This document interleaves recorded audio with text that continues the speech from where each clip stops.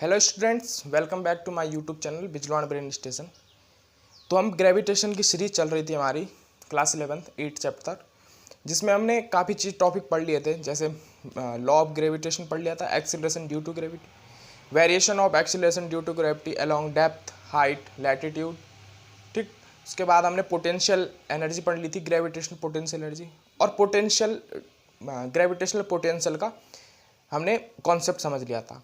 तो आज हम उससे एक आगे नेक्स्ट टॉपिक हम करने जा रहे हैं, जो है हमारा एस्केप वेलोसिटी। तो एस्केप वेलोसिटी पर समझने के लिए आपको थोड़ा सा पीछे का कॉन्सेप्ट ध्यान रखना है।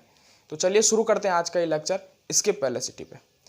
तो बच्चों, एस्केप वेलोसिटी को समझने से पहले आपको एक बात समझनी होगी कि एस्केप वेलोसिटी का मतलब क्या है। एस्केप मतलब आउट हो जाना, यानी बाहर हो जाना, यानी एस्केप मतलब चला जाना। जैसे हम यूट्यूब में ब्रेक आते हैं तो उसे स्किप कर देते हैं, उसे हटा देते हैं, वैसे ही क्या करना, एस्केप कर देना, एस्केप कर देना, यानी उसको हटा देना, वहाँ से एक जगह भेज के वापस ना आना, एस्केप होना।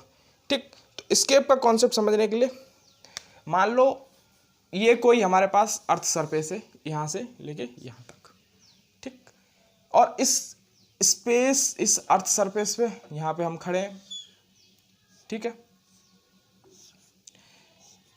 और आपने क्या करा, आपके पास एक पार्टिकल है, जो स्टोन हो गया, बॉल हो गई, या कोई भी ऐसा चीज़ है, और आपने इसको थ्रो करा। तो क्या हुआ, ये थोड़ा जाके ऐसा हो गया, इस शेप में आ गया। फिर आपने इसको थोड़ा और स्पीड से फेंका, यानी और वेलोसिटी देके फेंका, तो थोड़ा यहाँ हो गया, कुछ पहला पॉइंट यहाँ पे बना, सेकंड यहाँ पे आया। फिर आपने थोड़ा और वेलोसिटी से इसको फेंका, तो ये थर्ड पॉइंट कुछ यहाँ पे आ गया। ठीक है, और फिर आपने थोड़ा और फोर्स लगाया, और ये इस सरफेस के आउट हो गया, इस सरफेस के आउट हो गया। तो क्या बच्चों, ये एस्केप कर गया? तो ये तो कॉन्सेप्ट ही सही नहीं है यहाँ पे कि हमने इस तरीके से फेंका। हम कुछ और बात लेते हैं यहाँ पे हम लेंगे, हम चलिए यहाँ पे मैं लेता हूँ एक अर्थ सरफेस। ये मैंने अर्थ ले ली हमारी, और इसका मास हमारा पास m है। ठीक, ये अर्थ हो गई हमारी अर्थ। और अब यहाँ पे आप इस अर्थ पे आप खड़े हो। ठीक है, यहाँ पे आप इस अर्थ पे खड़े हो, और यहाँ से सेम प्रोसेस आपने करा, और यहाँ से एक स्टोन फेंका, तो वो यहाँ पे आके गिर गया। ठीक, इस पाथ लेके, ये वाला पाथ लेके, फिर आपने थोड़ा और वेलोसिटी से फेंका, तो यहाँ पे आके गिर गया कहीं। लेकिन अब की बार आपने क्या करा, थोड़ा और वेलोसिटी से फेंका, और ये अर्थ के इस बाहर आ गया। अब सरफेस अर्थ को छोड़ गया, तो क्या ये स्किप कर गया? अर्थ के सरफेस को तो इसने छोड़ दिया, तो क्या यहाँ पे स्किप हो गया है? नहीं, यहाँ पे स्किप नहीं है। स्किप का मतलब क्या है कि जहां तक अर्थ की ग्रेविटेशन फील्ड है, और अर्थ की ग्रेविटेशनल फील्ड कहाँ है? अर्थ की जो ग्रेविटेशनल फील्ड है वो इन्फिनिटी पे है। अर्थ ग्रेविटेशनल फील्ड कहाँ तक है? अर्थ ग्रेविटी कहाँ तक वर्क करती है? एट इन्फिनिटी तक ये वर्क करती है। तो यहाँ पे क्या हुआ, यहाँ पे तुमने फेंका, उस पत्थर को फेंका या उस पार्टिकल को फेंका, और वो अर्थ सरफेस से तो बाहर हो गया, लेकिन ग्रेविटी या ग्रेविटेशनल फोर्स से बाहर नहीं हुआ, अर्थ के ग्रेविटेशनल फोर्स बाहर नहीं हुआ। तो ये पार्टिकल कुछ यहाँ पे हो गया, ये पार्टिकल कुछ यहाँ पे आ गया। तो अब यहाँ पे फिर इसके पास टुवर्ड सेंटर फोर्स लगा।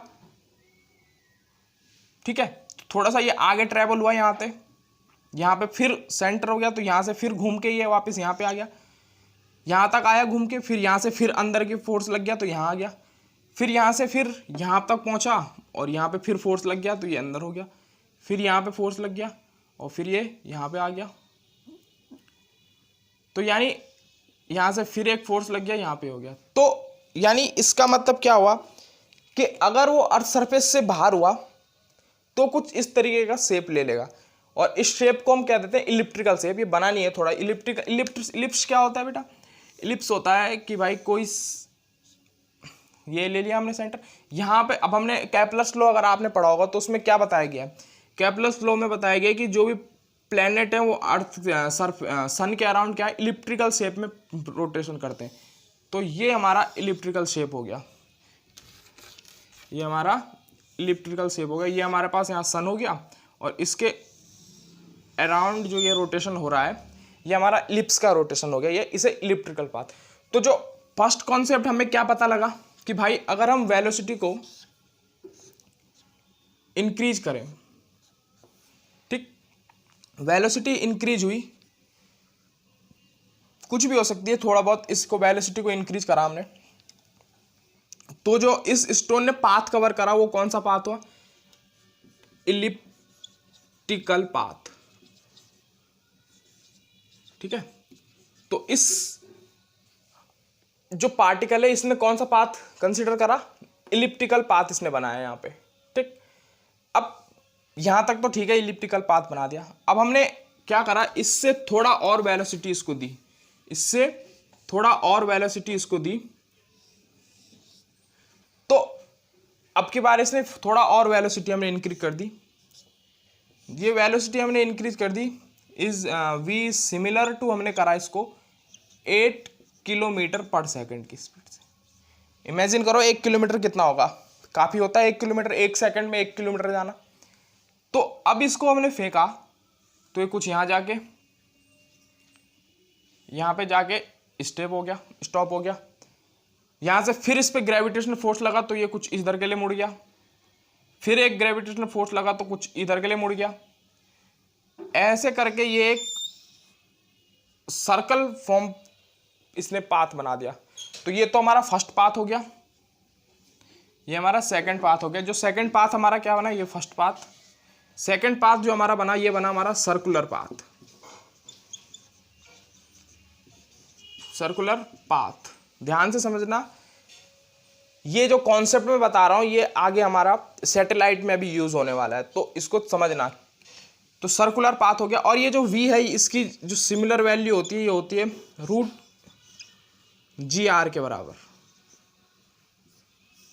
ठीक है। तो यहां पे क्या हुआ, इस पार्टिकल ने कौन सा पाथ कंसीडर कर लिया? Circular path. सर्कुलर पाथ हमें कंसीडर कर लिया। जो हमारा सर्कुलर पाथ का जो ग्राफ होता है ये होता है हमारा, ठीक।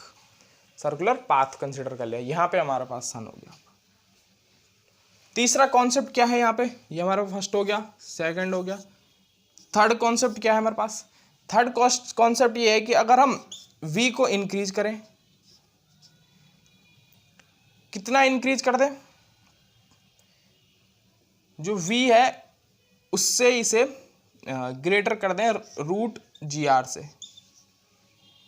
√GR से इसे ग्रेटर कर दें। तो √GR से अगर ये ग्रेटर हो गई v की वैल्यू, तो ये पाथ कुछ ये हो गया। यहां पे फिर फोर्स लगा और इसने ये जो पाथ लिया ये हो गया इलिप्टिकल पाथ। तो थर्ड केस क्या बना यहां पे सेम केस क्या बना कि ये इलिप्टिकली पाथ लेगा, यहां पे भी इलिप्टिकल पाथ ये लेने वाला है। यहां पे भी स्किप नहीं कर गया ये, यहां पे भी ये अर्थ की ग्रेविटेशनल फील्ड को स्केप नहीं कर गया, यहीं पे अभी ग्रेविटेशन फील्ड में घूम रहा है इसके, लेकिन अर्थ पे नहीं आ रहा है, अर्थ के जस्ट अराउंड ग्रेविटेशनल फोर्स के अलोंग ये घूम रहा है। ये तीसरा जो हमारे पास थर्ड जो पाथ बना ये हमारा फिर से इलिप्टिकल पाथ बन गया, ठीक है। अब फोर्थ कंडीशन क्या बनी हमारे पास कि अगर हम v की वैल्यू इतनी बढ़ाएं, कितनी बढ़ाएं कि वो सिमिलर हो जाए हमारी 11.2 किलोमीटर पर सेकंड की,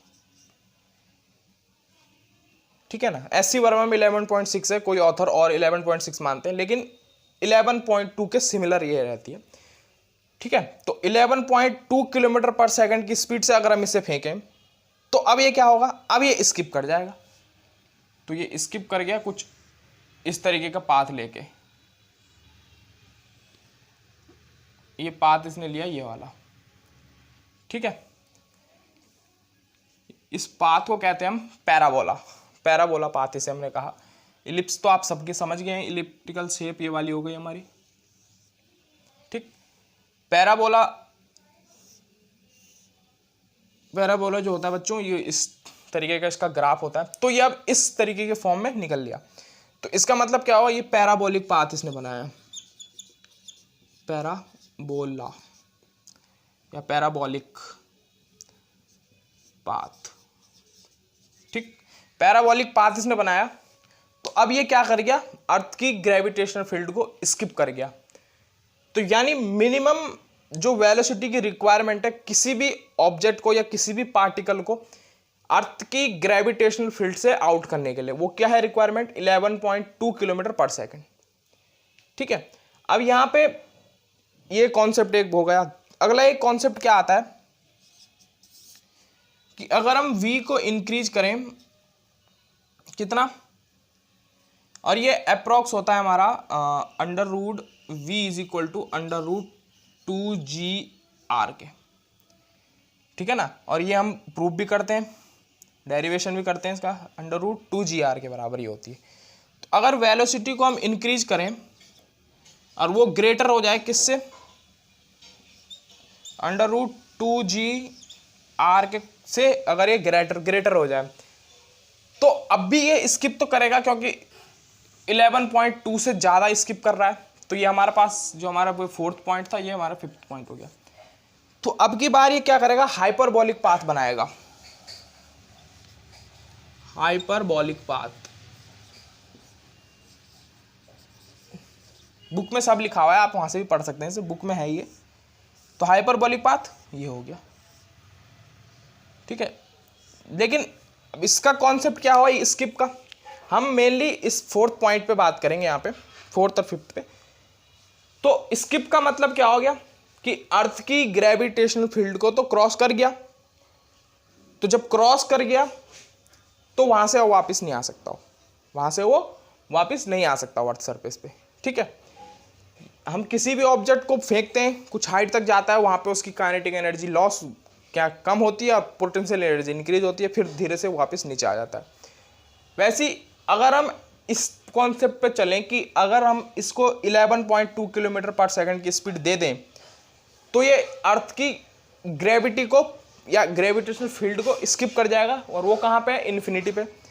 तो यानी हमें इस ऑब्जेक्ट को या इस पार्टिकल की वेलोसिटी को अर्थ की ग्रेविटी के फील्ड से पहले जीरो नहीं होने देना है। अगर पहले जीरो होगी इसकी काइनेटिक एनर्जी, तो वापस अर्थ सरफेस पे आके गिरेगा।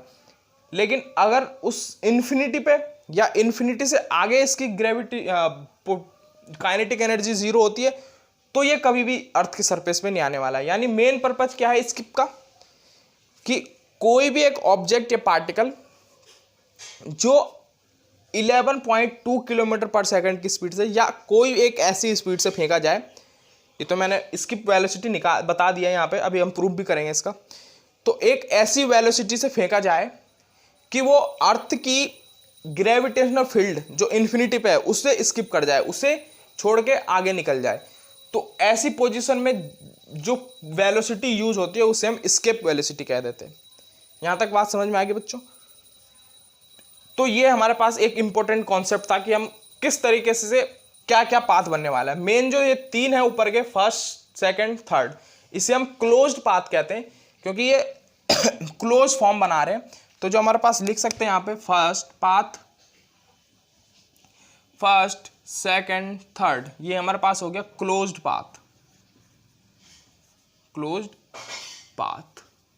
और जो पाथ नंबर हमारे पास 4 और 5 है, ये हमारे पास हो गया ओपन पाथ।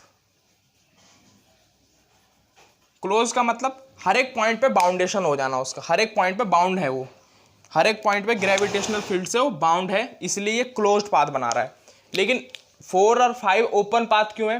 क्योंकि ये एक बार स्किप कर गया अर्थ से ग्रेविटेशनल फील्ड से, तो वहां पे ग्रेविटी का उस पर वर्क नहीं हो रहा है, तो ये हर एक पॉइंट पे फ्री है, अपने हिसाब से हर एक पॉइंट पे फ्री है ये, ठीक है। तो ये एक कॉन्सेप्ट था हमारे पास स्किप वेलोसिटी का। चलिए अब इससे थोड़ा आगे बात करते हैं इसकी डेरिवेशन पे। आप इसका स्क्रीनशॉट ले लीजिए। तो चलिए आगे बात करते हैं बच्चों। मैंने सबको रब करके अब यहाँ पे इसकी डेफिनेशन लिख दी और इसका प्रूफ हम करने जा रहे हैं। तो escape velocity क्या है? The minimum velocity with which a body must be projected vertically upward in a order that it may just escape the gravitational field of earth. यानी एक मिनिमम वेलोसिटी क्या हम दें किसी पार्टिकल को जो ये क्या करे, अर्थ के ग्रेविटेशनल फील्ड को स्किप कर जाए। और अर्थ का ग्रेविटेशनल फील्ड मैंने बताया कहाँ पे, इन्फिनिटी पे है। ठीक है, तो हमने क्या कंसीडर कर लिया, हमने कंसीडर कर लिया कि कोई पी पॉइंट एक है। पहले तो हमने कंसीडर कर लिया कि अर्थ एक स्फेरिकल सरफेस है, जो भी हम करते हैं उसमें मास m है और रेडियस उसकी r है। फिर हमने कंसीडर करा कि एक पॉइंट p है जहां पे कोई एक स्मॉल पार्टिकल रखा हुआ स्मॉल मास m का। ठीक है, तो इस m मास को हमें स्किप कराना है, तो इस पे फोर्स ऑफ अट्रैक्शन लग रहा होगा अर्थ का। The force of attraction between earth and small mass m क्या रहने वाला है? The force of attraction. Force of attraction का मतलब यहाँ पे क्या है? ग्रेविटेशनल फोर्स से between small mass small particle mass m, small particle of mass m and earth. तो इनके बीच में फोर्स ऑफ अट्रैक्शन क्या लेगा? वही force gravitational, F is equal to G capital M small m by x square. This is the distance between point P and earth surface. ठीक, तो ये हमारे पास इसका फोर्स ऑफ अट्रैक्शन आ गया। अब हमें इस क्यू पॉइंट पे एक ऐसा छोटा पॉइंट ले लिया हमने कि अगर ये इतना स्मॉल वर्क अगर करे, dx वर्क इसने करा, dx वर्क करा, तो यहाँ पे for small work done, for small work done,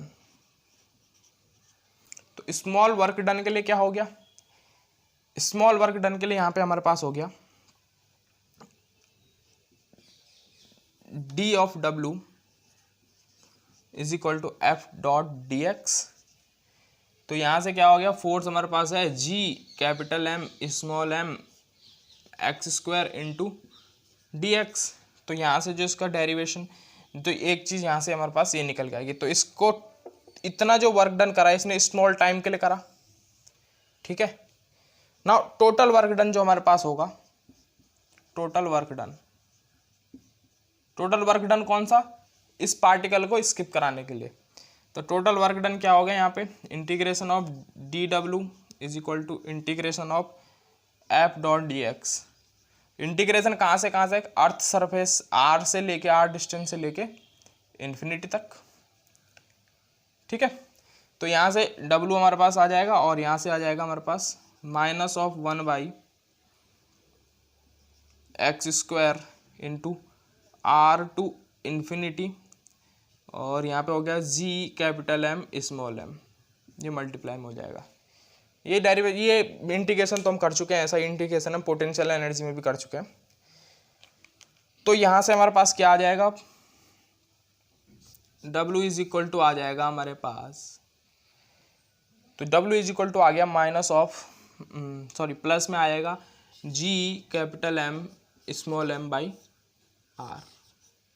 ठीक है, तो ये हमारे पास टोटल वर्क डन आ गया कि इतना इसने टोटल वर्क डन किया, इतना इसने टोटल वर्क डन किया।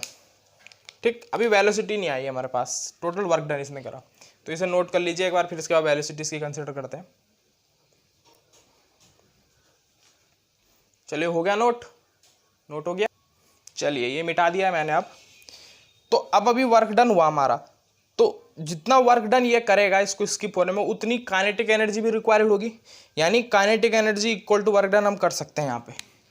तो काइनेटिक एनर्जी जो होगी वो होगी half m V square is equal to हो जाएगा जी एम बाई आर। ठीक, तो ये एम से एम कैंसिल आउट हो गया, तो यहाँ से जो V E square is equal to बचा 2 GM आर, तो V E is equal to हो गया अंडर रूट 2GM आर। तो ये जो एक्सप्रेशन हमारे पास निकल के आया V E is equal to under root 2GM R, ये हमारे पास क्या है, एस्केप वेलोसिटी का फॉर्मूला हो गया। ठीक, और एक बात हम क्या जानते हैं यहाँ पे, हम एक और बात ये जानते हैं, क्या जानते हैं कि हम जानते हैं small G is equal to होता है GM/r स्क्वायर।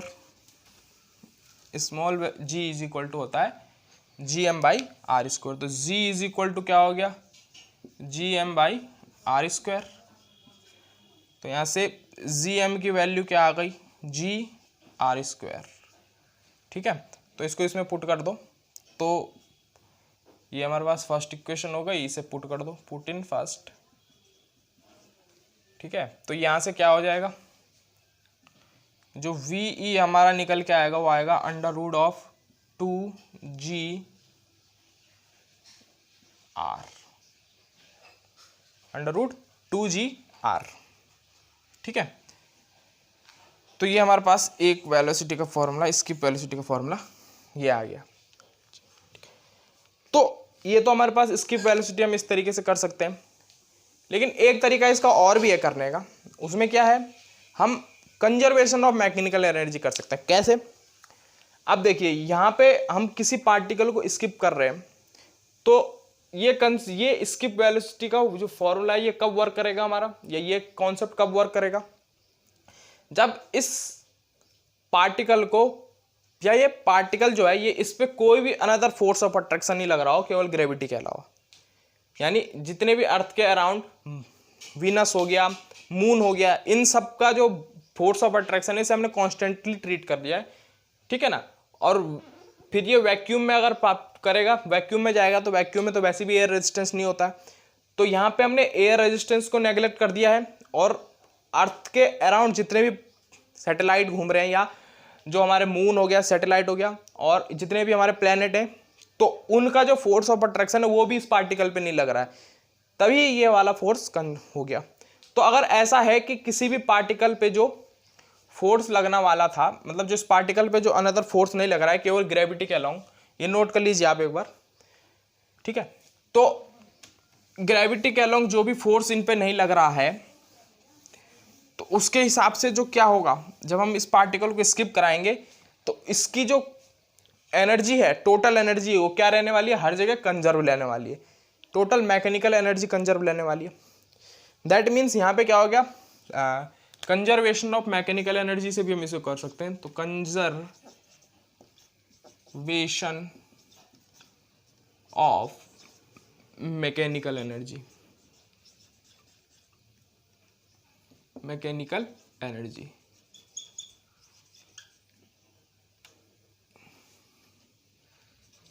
ठीक है, तो total conservation of mechanical energy कैसे निकालते हैं, ये हो गया U initial plus K initial is equal to U final plus K final. ठीक, ये हमारे पास कंजर्वेशन ऑफ मैकेनिकल एनर्जी हो गया। तो अब पार्टिकल क्या कर रहा है, कंजर्वेशन कर रहा है। ठीक है, तो अर्थ सरफेस पे हमने अभी निकाला है कि भाई जो पोटेंशियल एनर्जी होती है वो क्या होती है, माइनस ऑफ, जो हमने पिछले लेक्चर में देख लेना आप, मैं उसका डिस्क्रिप्शन में लिंक दे दूंगा, पोटेंशियल एनर्जी कैसे कंसिडर करें, कैसे निकालें। तो जो सरफेस पे आ गई वो आ गई माइनस ऑफ GM/r। ठीक है, ये हमारे पास पोटेंशियल एनर्जी हो गई, प्लस काइनेटिक एनर्जी हमारे पास क्या होगा, हाफ mve स्क्वायर, ये हमारे पास पोटेंशियल एनर्जी वी यानी स्किप वेलोसिटी। ठीक, लेकिन अब जब ये क्या जाएगा, इन्फिनिटी पे जाएगा, तो पोटेंशियल एनर्जी जीरो रहने वाली है। क्यों रहेगी, पोटेंशियल एनर्जी जीरो रहेगी, तो कॉन्सेप्ट हमने लिया था कि भाई एट इन्फिनिटी पे, जब हमने पोटेंशियल एनर्जी का कॉन्सेप्ट समझा था, तो वहाँ पे हमने इन्फिनिटी पे, एट इन्फिनिटी पे जो पोटेंशियल एनर्जी ली थी वो हमारी जीरो थी। ये 0 ली थी, ठीक है। और काइनेटिक एनर्जी तो 0 रहेगी, क्योंकि हाइट के अलॉन्ग जब हम जाएं तो एक पॉइंट ऐसा मिलेगा हमें जहां पे काइनेटिक एनर्जी 0 रहने वाली है, और पोटेंशियल एनर्जी भी 0 है। इन्फिनिटी पे हम जाएं अगर, तो दोनों चीज यहां पे 0 हो गई, दोनों चीज यहां पे 0 हो गई। इससे क्या समझे आप कि भाई अगर किसी पार्टिकल को स्किप कराना है तो उसकी final potential energy, kinetic energy को 0 कर दो, यानी उसकी टोटल कंजर्वेशन ऑफ एनर्जी को 0 कर दो। यही तो है टोटल कंजर्वेशन एनर्जी, यहां पर पास ये थी इसकी पोटेंशियल एनर्जी और काइनेटिक एनर्जी। इस काइनेटिक एनर्जी को 0 कर दो, यानी अगर किसी भी पार्टिकल को स्किप कराना है तो यहां पे टोटल कंजर्वेशन ऑफ एनर्जी को 0 कर दो। Total conservation of mechanical energy, conservation of mechanical energy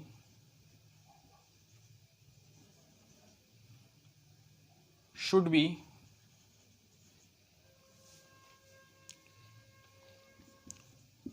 equal to 0, ठीक है। तो मैकेनिकल एनर्जी को अगर हम 0 कर दें, टोटल मैकेनिकल एनर्जी को इन्फिनिटी पे, एट इन्फिनिटी पे हम 0 कर दें total mechanical energy, total conservation of mechanical energy should be equal to 0 at infinity, ठीक है। तो अगर ऐसा कर दें तो यहां पे क्या हो जाएगा, हमारे पास वो पार्टिकल स्किप कर जाएगा। तो यहां से देखिए आप, यहां से नेक्स्ट क्या हो जाएगा, ये हो जाएगा half M V square is equal to Gm/r। तो यहां से इस m को कैंसिल आउट कर दिया, तो यहां से जो हमारे पास VE जो हमारे पास आया वो आया 2Gm/r और ये अंडर रूट। तो एक कॉन्सेप्ट हमारा यहां से ये भी निकल के आया कि भाई total mechanical energy should be क्या कर दें हम, total mechanical energy is equal to 0 at infinity. That means यहाँ पे क्या हो जाएगा, अगर इसको हम 0 कर देते हैं तो ये पार्टिकल स्किप कर जाएगा। और इन्फिनिटी पे पोटेंशियल एनर्जी वैसे भी 0 रहती है, क्योंकि पोटेंशियल ग्रेविटेशनल पोटेंशियल एनर्जी हमने करा था तो उसमें हमने एक कंसिडर करा था, तो हम हर एक पॉइंट से उसको पोटेंशियल निकाल सकते हैं। तो ये हमारा कंजर्वेशन ऑफ मैकेनिकल एनर्जी के थ्रू इसका डेरिवेशन था, ठीक है। तो बच्चों ये था हमारा आज का लेक्चर, जिसमें हमने स्किप वेलोसिटी के बारे में डिटेल में समझा। तो मिलते हैं हमारी ऐसी ही इंटरेस्टिंग नई वीडियो के साथ, तब तक के लिए धन्यवाद। अगर आपने मेरे चैनल को अभी सब्सक्राइब नहीं किया है तो जल्दी से जाके उसे सब्सक्राइब करें और बेल आइकन प्रेस करें। तो मिलते हैं नेक्स्ट वीडियो में, तब तक के लिए धन्यवाद।